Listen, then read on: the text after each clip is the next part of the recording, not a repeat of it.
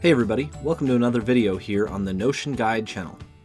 So today we're going to talk about the user interface in Notion. There's been a lot of work put into Notion to keep things clean and simple while still allowing for a lot of customization and a lot of powerful tools. So we'll start up here in the top left. You're going to see right here, you of course have your window controls for Mac OS. These will be a little bit different, possibly up in the top right for Windows, or gone altogether if you're using Notion in the browser. If you notice, this menu keeps popping out every time I hover over here to the left, and that's by design. The Notion menu can be locked open, just like this, using these arrows, and it will show you several different things. So let's go ahead and leave that open. Up in the top, we can click on this, and it will show us all our different workspaces. Below that is the Quick Find button, so you can click that and search for a video. The other cool thing with Quick Find is that you can use the keyboard shortcut Command P or Control P on Windows to quickly search for something in Notion. This is super useful and makes it so that you can easily find the notes that you're looking for. All right, here we can see the all updates. This is really helpful when you're making a lot of different changes, and especially when you're using Notion as a collaboration tool with teammates. You can look at all the pages that are updated, all the pages you follow, or just mentions to you specifically. In the settings page, you can see lots of different information about your account in its entirety, or in this specific workspace's settings. And we'll go more into depth in these later.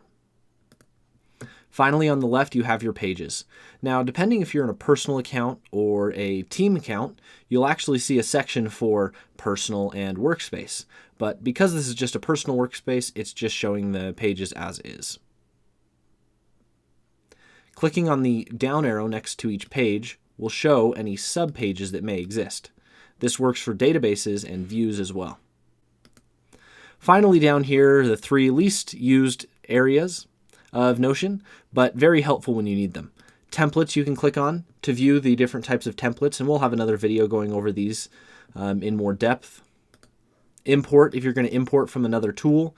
There's many different ways to import into Notion, and it works really, really well.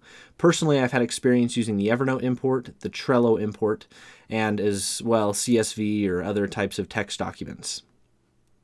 And finally, there's the trash. And this will just show you anything that you've deleted and allow you to restore it or delete it permanently.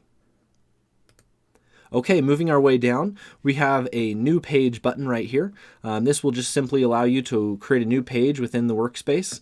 You can change exactly where you want to add that to, including as a subpage to others by clicking down here. You can search as well. You can click out of this just to exit. Up here in the top right, these are your tools for a specific page. So I'm here on the Welcome to Notion Guide page, and I can click here on Share, and this will allow me to share the page with the workspace, with the public by enabling this. It is really helpful because you can invite people to this even if they're not part of your Notion workspace, or you can simply just copy the page link so you can make a quick shortcut to get back here. The update section right here is very similar to the update section over here, except this is for this specific page. And you can say whether or not you'd like to follow this page or connect it to a Slack channel, and we'll go more into depth on that in a later video. And then you can see all the edits to that page.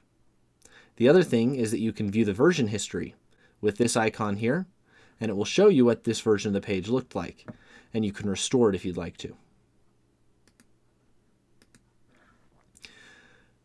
Up here, you can also click on Favorite, and this will create a favorite section on your workspace and show you your favorite place.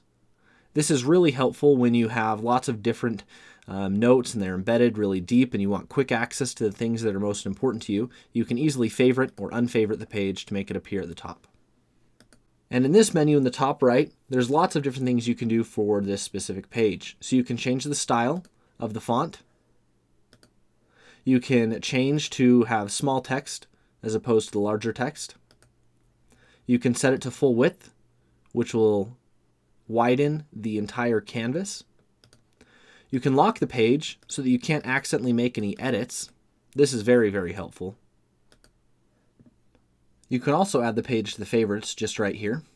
You can copy a quick link to the page right here. You can quickly undo something, view the page history, show deleted pages, delete this page, import, export, and move.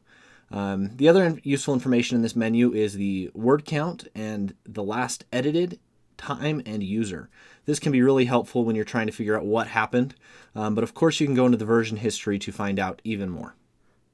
Okay, and then I think the last part of the UI is down here with the help, feedback, and keyboard shortcuts. So if I just click on this, I'm going to see lots of helpful information. This leads to Notion's Notion's support guide. You can easily message Notion. This is very helpful. They are very responsive, and they'll even create different formulas for you and whatever you might need. Very handy.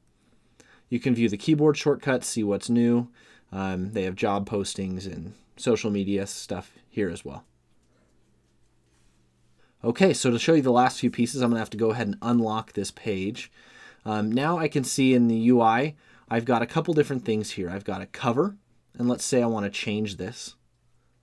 And each page has a cover, and you can change that cover. So if I wanted to change it to that, I can easily do that. And I just hit Command Z to undo that. You can add an icon to pages. This is really helpful. The nice thing about these icons is they actually appear in the left menu, and so you can easily mark pages according to their icon. You can also upload your own image or add via a link. You can also use these arrows up here to go back and forward, just depending on as you're browsing pages, easily going forward and back.